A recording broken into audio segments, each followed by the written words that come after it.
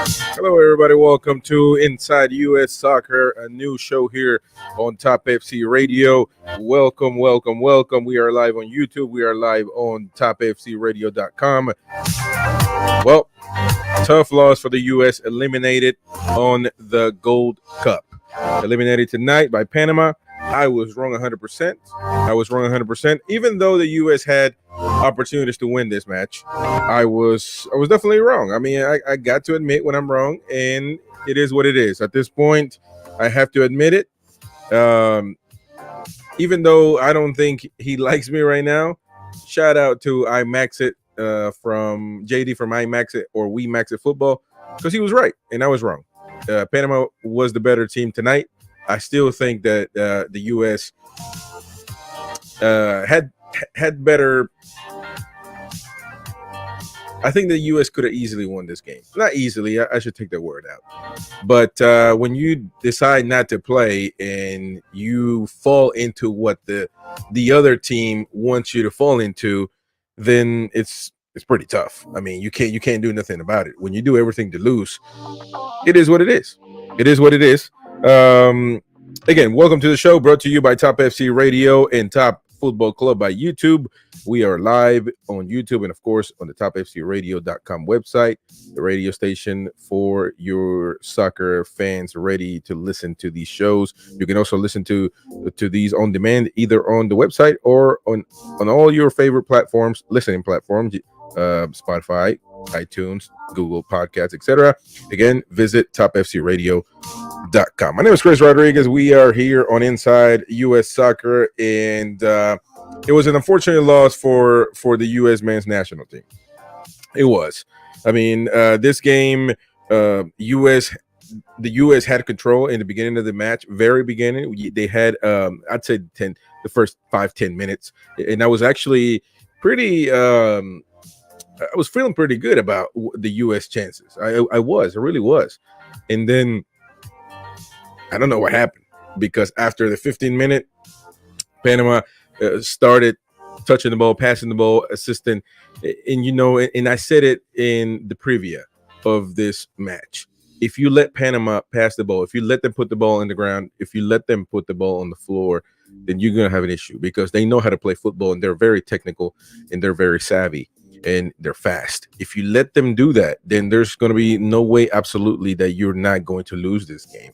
And I said that, but they did what they wanted to do, or what JB Callahan told them to do, and I was wrong as well.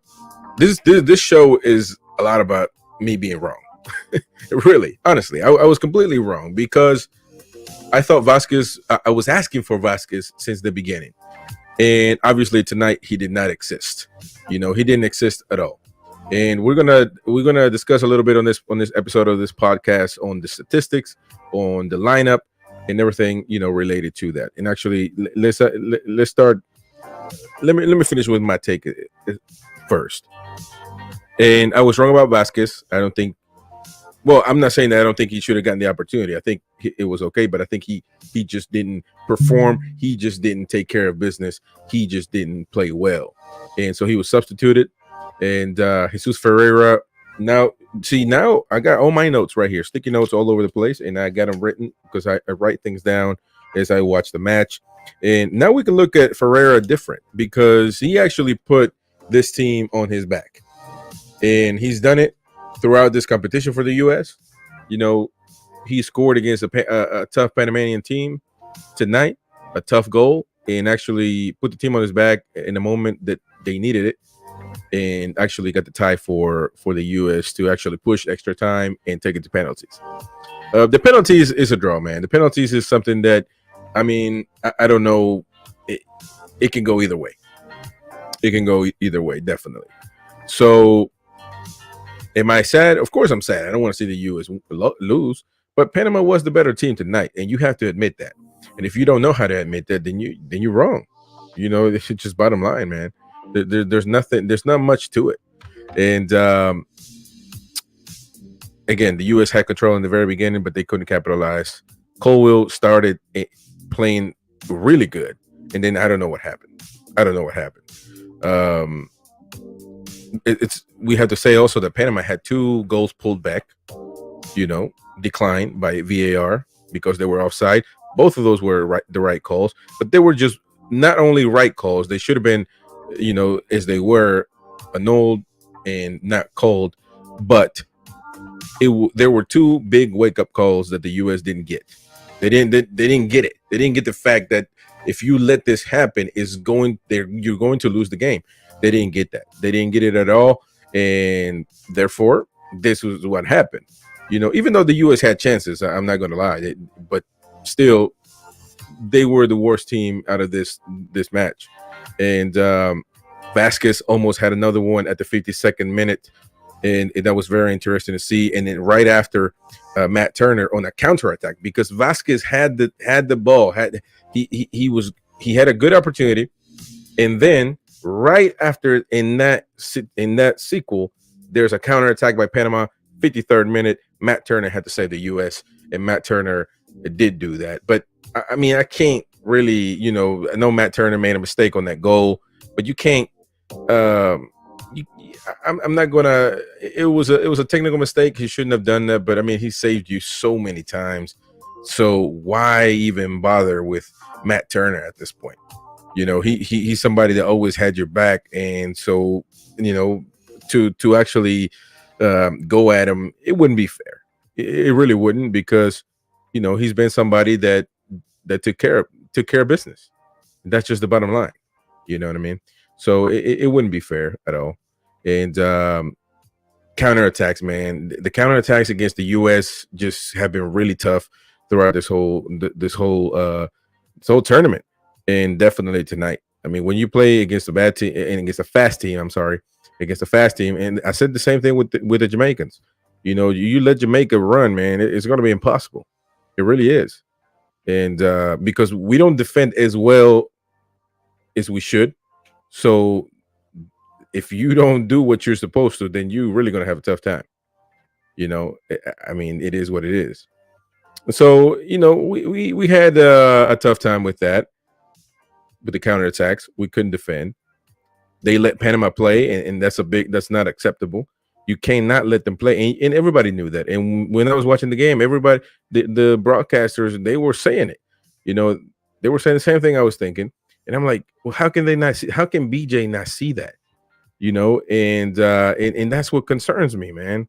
How can he not see what everybody else is seeing? Obviously, it's for a reason. So I never understood that. But the lineup, as far as the lineup goes, Matt Turner and Brian Reynolds, there were changes. Miles Robinson, Aaron Long, DeJuan Jones, Busio, who made a good pass as well, and almost had a goal for Jesus Ferreira. Almost had an assist. Oh no, I'm sorry. I think it was him. Yeah, and James Sands, and then Milovic also, who had another good play that we didn't capitalize. Jesus Ferreira, Brandon Vasquez, who really disappointed tonight. Cade Colwell, who actually started really good, but he was not able to maintain the whole time. And just Jesus Ferreira, really, for that goal, he was able to get a good score here on SofaScore 7.3. So, but even also in the extra time, he was dead. I mean, he couldn't move no more. Now with Panama, I mean, you can see the scores right there, and they reflect reality. I mean, Carrasquilla 7.9. A really boss in the midfield. Did we have somebody like that? No. Our midfielders, Milovic 6.9, 7.3 by Sands, who supports. Now Sands, a good change for the second half was that Busio moved and Sands moved. They switched, and that actually helped the U.S. Then Yedlin comes in for Reynolds at the 63rd minute. Both teams seemed really tired, and honestly, at that moment, in the 63rd minute, I noted both teams were just really tired, and they weren't doing anything. It was just really stuck in the midfield, passing, just not doing anything. Ferreira missed just outside from a pass from Busio. That's the call. That's the play I was talking about. And at the 68, the U.S. was playing better, looking for opportunities, and changes were made, of course, in the second half. Busio next to Sands, and that was what I was talking about. That was a really good thing by JB Callahan. He understood that to make that change, and they seem more comfortable with the ball, but still they couldn't finish the plays, and that was the main concern, because they could not finish the plays. And at the 74, another wasted play by Roldan, and we just kept wasting plays. And I said it before the game as well. If we don't capitalize on we're going to have about 5 or 6. That's a lot. And if we can't capitalize that, if we can't finish at least one or two of those plays, then we're going to be in a really, really tough time. In 92nd minute, of course, goal offside, and the U.S. kept surviving. And the third goal, that I was hoping it was going to get annulled as well, but of course nothing. And Panama kept pressing and wanted more. And then the terrible mistake by Turner comes after, extra time. And in extra time, really, everything was for Panama. All of it was for Panama. In extra time, I mean, I don't see the U.S. really. I mean, aside from the goal from Ferreira, aside from that, I could tell that Panama was really taking over, and that's basically my recap of the game. Now, when it comes to statistics, I mean, it's pretty crazy. 56% of the ball possession by Panama, and it's not just about possession. Let's keep it clear. It's not just about possession. They really did positive things on the pitch, and they actually did something with the ball instead of just having it, keeping it. Except for those at the 63rd that I had noted that both teams were just tired and really didn't know what to do exactly. Well, it was all extra time, was all Panama, and they had the ball and they actually did stuff with it. We had it 44% of the time, didn't do much about it. Right here it says 14 shots for the U.S., 12 by Panama, but shots on target was 3 for the U.S. and 5 for Panama.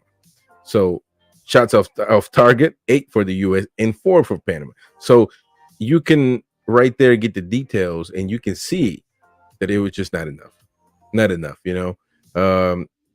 Again, Turner blocking shots, and he was actually good for the U.S. Not very many corner kicks, 4 offsides for Panama. That means that they were trying. They just got caught offside, and 2 of those could have been goals easily if they would have just stayed on the line. 11 free kicks for each team. None of them capitalized on either, so as far as big chances go, 3 for Panama, 2 for the U.S. I mean, it's you have a lot of stats, but listen, the bottom line is the U.S. just didn't deserve to win, and it is what it is. I mean, we got to admit that, we just didn't deserve to win, and it is what it is. They're going. Panama is going to the final after 10 years, and it's admirable. And congratulations. I was wrong. I thought the U.S. was going to win.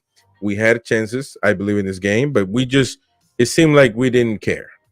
Yeah, honestly, I feel like we just not that we didn't care. I mean, I guess that's not the word, because the players did want to win. What I'm trying to say is that we should have known what was going to happen. It happened, and we didn't do anything about it. And it could be also the young coach, JB Callahan.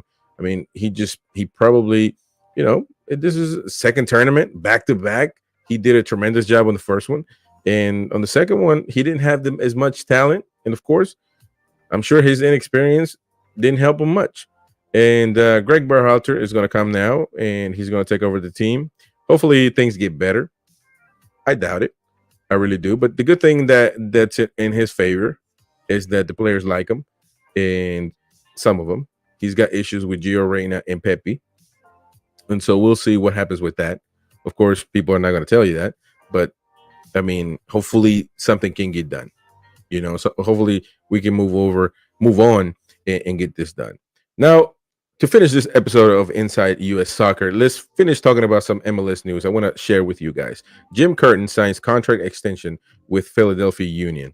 The second longest serving coach in Major League Soccer has pledged his long-term future to the Eastern Conference club he's overseen since 2014. That's a long time, ladies and gentlemen. It's the Union announced today that the two-time C.G. Schmidt MLS Coach of the Year has signed a contract extension until 2026. So keep that in mind, and we'll see what happens with that. He's going to keep coaching the Philly and Philly Union. So congrats to him. We're going to keep moving on to some news. That way we can finish this up quickly and swiftly. Because we have to watch the Jamaica-Mexico game, see how it goes. I think Jamaica is going to win 2-1. We'll see, hopefully. Now, MLS transfer roundup. We got to talk about that. Atlanta United loan out Franco Ibarra, and Rapids signed Rafael Navarro as well. And so you already know league summer transfer windows opening in July 5th, and now MLS clubs have continued to make changes to their rosters. The Rapids continue to add to their rosters after the arrival of Andrew Gutman with a new flashy forward from Brazil, while the East New England Revolution also dipped into the South American market with a new attacking player of their own. Now, Frankie Ibarra joins Toronto FC on loan. New England Revs signed Thomas Chancalay on loan, and he is Argentinian, of course, and from Racing Club Avellaneda. Rafael Navarro joins Colorado Rapids from Palmeiras. Orlando City signed Javier Otero, another good player, another South American player, to a homegrown contract. He's 20 years old. They signed him to a homegrown deal until 2024, and they have options to extend the deal to 25 or 26. So those are quickly some MLS transfer news. One more news is Manchester City. Rodolfo Borrells joins MLS at the right moment, he says. It comes from Manchester City to Austin FC. I'm sorry. This past June, experienced a high career point, an assistant coach alongside world-renowned manager Pep Guardiola. He helped Manchester City become the second ever English team to lift the Premier League, Champions League, and FA Cup trophies in the same year, a treble. And he's helped them. He worked under him, and he definitely has a lot of experience. So he's coming to the Austin FC, and we'll see what happens. We'll see how he can manage Drusy and a bunch of those players that are growing, and we'll see how he can help the league. He brings over 28 years of experience as a coach and executive at renowned clubs like Barcelona, Liverpool, Manchester City. So a lot of experience for this guy, and I think that is going to be really, really good for the league. And last but not least, Toronto set to send Mark-Anthony Kai to New England for MLS Cup winner. Now, according to The Athletic, New England Revolution and Toronto FC are nearing a deal which would see Latif Blessing making a move to Toronto FC and Blessing to New England as well. I'm sorry, Anthony Kai to New England. All right, so that is it for this episode of the Inside US Soccer. My name is Chris Rodriguez. We'll see you next time. Please consider subscribing. We are live, and you can enjoy these episodes on demand at topfcradio.com or Spotify, Apple Podcasts, YouTube Podcasts, everywhere. So visit topfcradio.com. Bye-bye.